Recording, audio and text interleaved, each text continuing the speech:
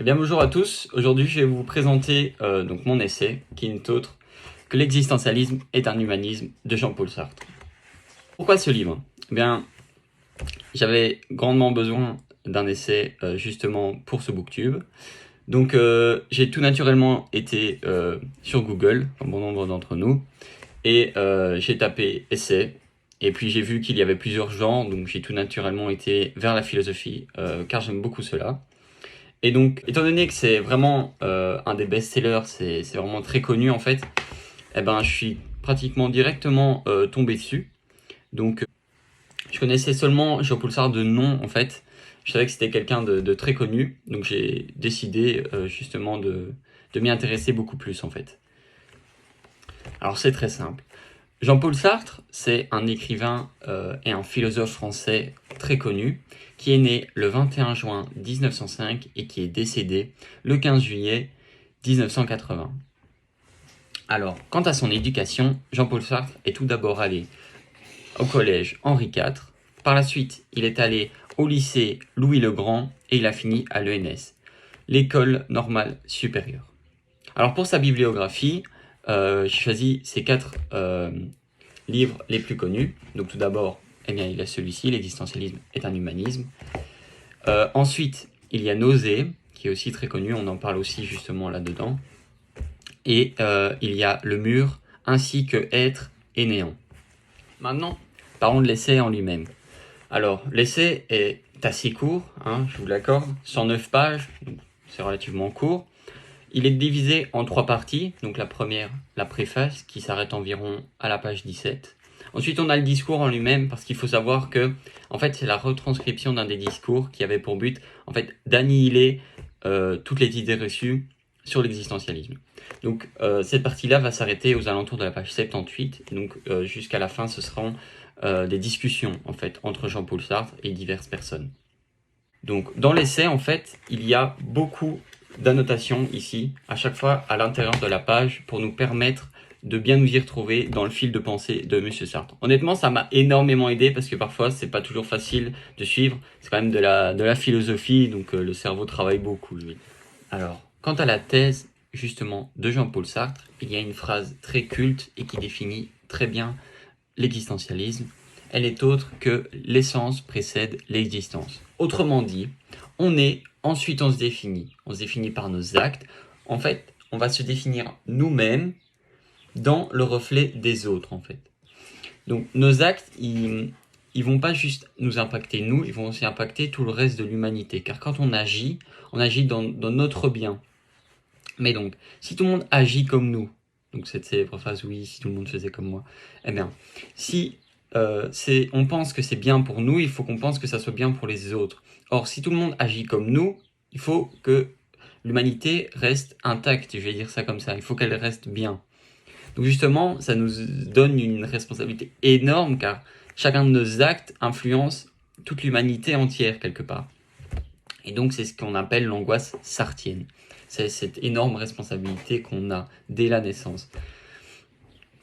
Alors, la vie en elle-même n'a pas de valeur, car c'est nous qui allons lui en donner, à travers justement nos actes. Tout est basé sur nos actes, en fait. Mais ce n'est pas tout, car on n'a personne pour se réfugier derrière, justement. Car selon lui, Dieu n'a rien à voir avec cela, car l'homme est condamné à être libre. C'est-à-dire qu'il n'y a que l'homme pour sauver l'homme. Et il n'essaye pas justement de réfuter l'idée d'avoir un Dieu ou quoi que ce soit. Non, il dit juste que Dieu n'a rien à faire, il ne saurait pas nous aider nous-mêmes en fait. Justement, il n'y a qu'un homme pour sauver un homme. Il dit aussi, et je trouve que c'est la plus belle partie, je vais dire, de sa thèse, c'est qu'étant donné que quand on est rien quelque part, notre vie n'a pas de valeur, c'est à nous de la construire, de lui en donner justement. Donc, il y en a beaucoup qui se réfugient derrière le oui, je suis né lâche, gna gna gna, donc je serai lâche tout le temps. Ben selon lui, c'est faux. Ça, c'est juste de la mauvaise foi. Il dit que, justement, si tu ne nais pas lâche, tu n'es rien, justement. Et donc, il y a cette phrase qu'on voit souvent dans les films, on ne naît pas héros, on le devient. C'est un peu le centre aussi. Et l'existentialisme a été souvent accusé quelque part d'être pessimiste. Or, c'est tout le contraire, justement, car c'est grâce à nous-mêmes qu'on peut s'en sortir. Et il n'y a pas de déterminisme, justement, car on peut être qui on veut, juste à la force de notre pensée, je veux dire, et de nos actes. Et je trouve que c'est assez beau. Alors selon moi, on peut aisément faire un lien entre justement l'existentialisme et les djihadistes, tous les terroristes et toutes ces personnes-là. Car ces personnes se réfugient derrière la religion, notamment l'islam, pour commettre des crimes et des actes meurtriers à travers le monde, notamment en Europe. On se réfugie justement derrière Dieu, or pour essayer justement de fuir leurs responsabilités et de faire porter le chapeau, je vais dire, à Dieu, enfin à Allah en l'occurrence. Et selon moi, c'est en lien justement avec ce qu'on avait dit, et Jean-Paul Sartre le disait lui-même, que justement l'homme est responsable de chacun de ses actes et Dieu n'y est pour rien. Alors pour les 2 pages que j'ai choisi de vous lire justement, je lis la page 29 et 30. Donc, comme le bourgeois sont astreints à la même définition et possèdent les mêmes qualités de base, ainsi là encore, l'essence d'homme précède cette existence historique que nous rencontrons dans la nature. L'existentialisme athée que je représente est plus cohérent.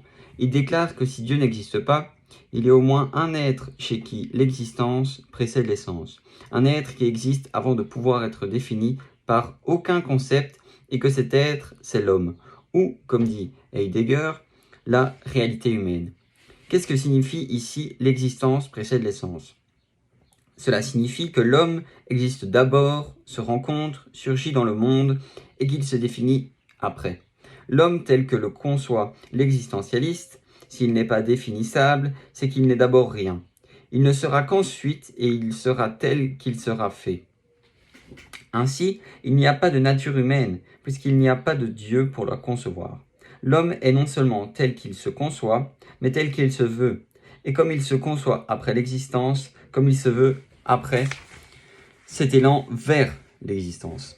L'homme n'est rien d'autre que ce qu'il se fait, tel qu'il est, le premier principe de l'existentialisme.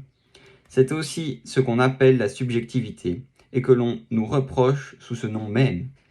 Mais que voulons-nous dire par là? Sinon que l'homme a une plus grande dignité que la pierre ou que la table. Car nous voulons dire que l'homme existe d'abord. C'est-à-dire que l'homme est d'abord ce qui se jette vers un avenir et ce qui est conscient de se projeter dans l'avenir. L'homme est d'abord un projet qui se vit subjectivement au lieu d'être une mousse, une pourriture ou un chou-fleur. Rien n'existe préalablement à ce projet. Rien n'est au ciel intelligible et l'homme sera d'abord ce qu'il aura projeté d'être, non pas ce qu'il voudra être.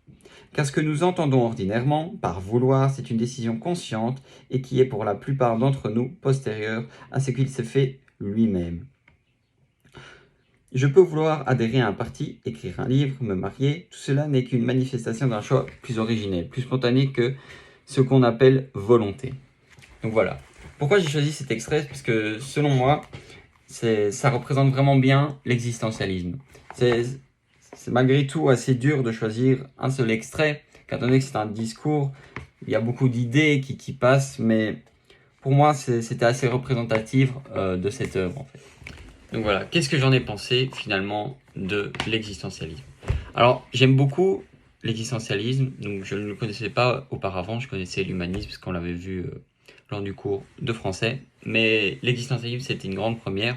Et honnêtement, j'adhère vraiment beaucoup à cette façon de penser. Je vais dire, le fait de n'être rien et au final, justement, de se créer nous-mêmes par nos actes, je trouve ça beau. Et justement, dans notre individualité engage toute l'humanité. Je trouve ça vraiment beau. Et chaque acte a des conséquences et je pense qu'il faut garder ça à l'esprit, que rien n'est dû au hasard ou ce genre de choses, justement. Et j'aime beaucoup cette manière de penser. J'ai eu du mal quand même à le lire. Je vous avoue qu'il y a des passages que j'ai dû relire plusieurs fois parce que parfois c'est pas facile.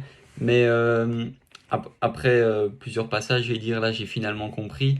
Et franchement j'aime vraiment bien. J'ai vraiment bien aimé ce livre d'ailleurs. Parce que je suis pas féru de justement les gros livres de 400, 500 pages. C'est pas vraiment mon style.